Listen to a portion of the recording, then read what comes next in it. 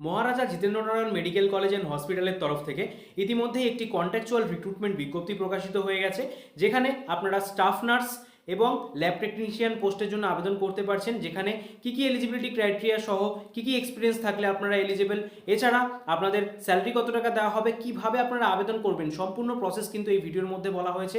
তাই ভিডিওটিকে প্রথম থেকে শেষ পর্যন্ত দেখুন। আর চ্যানেল নতুন দর্শক হয়ে থাকলে চ্যানেলটিকে সাবস্ক্রাইব করে পাশের বেল আইকনটিকে অন করে রাখুন এই ধরনের নিত্য নতুন সরকারি বেসরকারি চাকরির আপডেট পাওয়ার জন্য। তো চলুন এবার চলে যাবো সেই অফিসিয়াল বিজ্ঞপ্তি এবং দেখে নেব কি ডিটেলস এখানে বলা হয়েছে। Maharaja Jitendra Narayan medical college and হসপিটালের সেই অফিসিয়াল বিজ্ঞপ্তি আপনারা এখন দেখতে পাচ্ছেন, যার মেমো নম্বরটা রয়েছে বাদিকে এবং রয়েছে ডান দিকে ডেট 27শে ডিসেম্বর 2023 তারিখে বিজ্ঞপ্তিটি অফিসিয়ালি প্রকাশ করা হয়েছে।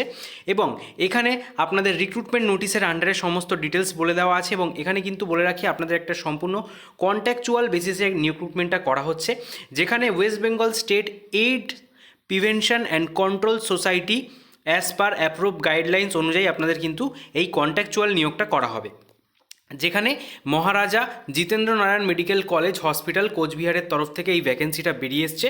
তো কী পোস্টের জন্য ভ্যাকেন্সি রয়েছে একবার দেখে নিন। তো যেখানে ল্যাব টেকনিশিয়ানের জন্য একটি ভ্যাকেন্সি রয়েছে, এখানে BSc in medical laboratory technology অর্থাৎ BMLT or diploma in medical laboratory technology অর্থাৎ DMLT with course duration 2 years. এই ডিগ্রিগুলো থাকলে আপনারা আবেদন করতে পারছেন। অবশ্যই recognised by UGC, state government আর সেন্ট্রাল গভর্নমেন্টের আন্ডারে হতে হবে।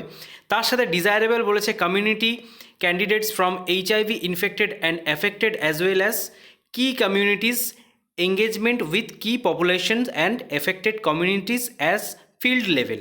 এই ডিজায়ারেবল এক্সপিরিয়েন্স থাকলে আপনারা কিন্তু এখানে অগ্রাধিকার পেয়ে যাচ্ছেন। তার সাথে এখানে এসেন্সিয়াল এক্সপিরিয়েন্স একটা বলেছে, অর্থাৎ এটা কিন্তু থাকা বাধ্যতামূলক। 1 year experience in BSc in BMLT or DMLT 2 ইয়ার্সের এক্সপিরিয়েন্স, তাহলেই কিন্তু এখানে আপনারা আবেদন করতে পারছেন ল্যাব টেকনিশিয়ান পোস্টের জন্য, যেখানে 21,000 টাকা পার মান্থ আপনারা বেতন কিন্তু পেয়ে যাবেন। পরবর্তী পোস্ট রয়েছে স্টাফ নার্সের জন্য, এখানেও একটি ভ্যাকেন্সি রয়েছে। এখানে কারা কারা আবেদন করতে পারছেন, বিএসসি নার্সিং এবং জিএনএম ক্যান্ডিডেট দুজনেই আবেদন করতে পারবেন, দু ধরনের ক্যান্ডিডেটরাই, যেখানে অবশ্যই আপনাদের রেজিস্ট্রেশন থাকা বাধ্যতামূলক আইএনসি অথবা ডাব্লিউবিএনসির আন্ডারে। তার সাথে আপনাদের এখানে বলা হয়েছে the candidate should be computer literate, অর্থাৎ কম্পিউটার নলেজ থাকা বাধ্যতামূলক, যেখানে এমএস অফিস, ইন্টারনেট এই সমস্ত কাজগুলো কিন্তু কম্পিউটারের মধ্যে করা জানা থাকতে হবে, তাহলে আপনারা আবেদন করতে পারবেন। তার সাথে এখানে একটা ডিজায়ারেবল বলেছে, যেমন community candidates from HIV infected and affected as well as key communities. এখানে কাজ করার অভিজ্ঞতা থাকলে আপনারা কিন্তু অগ্রাধিকার পেয়ে যাচ্ছেন। এখানেও 21,000 টাকা পার মান্থ আপনারা বেতন পেয়ে যাবেন এই পোস্টের জন্য। তো এই দুটি পোস্টের জন্য এখানে রিক্রুটমেন্ট বেরিয়ে এসছে। তো তার পাশেই দেখতে পাচ্ছেন আপনাদের মোড অফ সিলেকশন, যেখানে ওয়াক ইন ইন্টারভিউর মাধ্যমে কিন্তু সরাসরি এখানে নিয়োগ করা হচ্ছে, কোনো রকম লিখিত পরীক্ষা এখানে হবে না। ঠিক আছে, তো এখানে ওয়াক ইন ইন্টারভিউর জন্য কিছু প্রসেস রয়েছে, অর্থাৎ কিছু ডকুমেন্টস আপনাদের কিন্তু আগে থেকে রেডি করতে হবে। সেই ডকুমেন্টসগুলো কী রয়েছে সেগুলো একবার দেখিয়ে দিই আপনাদেরকে। তো এখানে আবেদন করতে গেলে প্রথমেই বলা হচ্ছে এজ রিলেটেড আপনাদের যে ডকুমেন্টস, যেখানে মাধ্যমিকের অ্যাডমিট কার্ড আপনাদের চাওয়া হচ্ছে। ঠিক আছে, তারপরে বলেছে candidate should ability to read, right and speak in Bengali, অর্থাৎ বাংলায় কিন্তু প্রফিসিয়েন্সি থাকতে হবে। ঠিক আছে, তার সাথে এসেন্সিয়াল ক্রাইটেরিয়াগুলো ম্যাচ করলেই আপনারা এখানে আবেদন করতে পারছেন। তার সাথে আপনাদের যদি কাস্ট ক্যাটাগরি সার্টিফিকেট থেকে থাকে সেগুলোর জেরক্স কিন্তু আপনাদের অবশ্যই এর সাথে সাবমিট করতে হবে।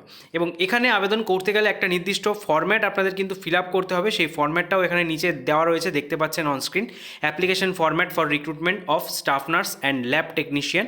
তো এই ফরম্যাটটা আপনারা কিন্তু ডাউনলোড করে A4 সাইজে প্রিন্ট আউট করে নেবেন। প্রিন্ট আউট করে নেওয়ার পর এখানে দেখতে পাচ্ছেন পোস্ট অ্যাপ্লাইড ফর, কী পোস্টের জন্য আপনারা আবেদন করছেন সেটা কিন্তু ক্যাপিটালে লিখতে হবে, এখানে মেনশন করা রয়েছে। তারপরে রয়েছে নাম, সেটাকেও ক্যাপিটালে লিখবেন। এখানে আপনাদের কালার, পাসপোর্ট সাইজ ফটো এটাকে সাটিয়ে দিতে হবে। তারপরে ফাদার্স নেম, পার্মানেন্ট অ্যাড্রেস, তারপরে যদি কোনো রকম কোরেসপন্ডেন্স অ্যাড্রেস থেকে থাকে বা প্রেজেন্ট অ্যাড্রেস সেটা আপনারা দিয়ে দেবেন। ঠিক আছে, তারপরে ডেট অফ বার্থ, তারপরে আপনাদের জেন্ডার কী রয়েছে, কাস্ট ক্যাটাগরি কী রয়েছে, তারপরে ইমেল আইডি, মোবাইল নম্বর, এবং তারপরে আপনাদের যে এডুকেশনাল কোয়ালিফিকেশনের যে ডিটেলস সেটা কিন্তু পুরো স্টেপ বাই স্টেপ এখানে লিখতে হবে। অর্থাৎ মাধ্যমিক থেকে শুরু করে আপনাদের যারা জিএনএম কমপ্লিট করেছেন বা বিএসসি হায়ার কোয়ালিফিকেশন আপনারা এখানে মেনশন করে দেবেন। তার পরবর্তীতে আপনাদের এক্সপিরিয়েন্সের ডিটেলসগুলো এখানে দিতে হবে। দেওয়ার পরে নিচে ডিক্লারেশন ফর্ম রয়েছে, যেখানে ফুল সিগনেচার, ডেট, প্লেস, এর সাথে যেই ডকুমেন্টসগুলো বললাম সেগুলোকে অবশ্যই অ্যাটাচ করতে হবে। এবং তার সাথে এখানে কিছু আরও ডকুমেন্টস রয়েছে, যেখানে আইডি প্রুফের জন্য আধার কার্ড, ভোটার কার্ড বা পাসপোর্টের মধ্যে যে কোনো একটা কপি কিন্তু আপনারা সেলফ অ্যাটেস্টেড করে এর সাথে অ্যাটাচ করে নেবেন। তো অ্যাপ্লিকেশন ফরম্যাটটির সঙ্গে সমস্ত ডকুমেন্টসগুলি অ্যাটাচ করে নেওয়ার পর এটিকে খামবন্দি অবস্থায় ভরে মহারাজা জিতেন্দ্র নারায়ণ হসপিটালের যে ড্রপ বক্স রয়েছে সেখানে গিয়ে সরাসরি জমা করে আসতে হবে, অথবা আপনারা যদি চান স্পিড পোস্ট অথবা রেজিস্টার পোস্টের মাধ্যমেও এখানে এটিকে পাঠিয়ে দিতে পারেন। এবং এখানে পাঠানোর যে লাস্ট ডেট সেটা রয়েছে আগামী 6ই জানুয়ারি 2024 সাল পর্যন্ত। এই সময়ের মধ্যে আপনারা যারা যারা চাইছেন এলিজিবল ক্যান্ডিডেট রয়েছেন অবশ্যই এখানে আবেদনটি করে ফেলতে পারেন।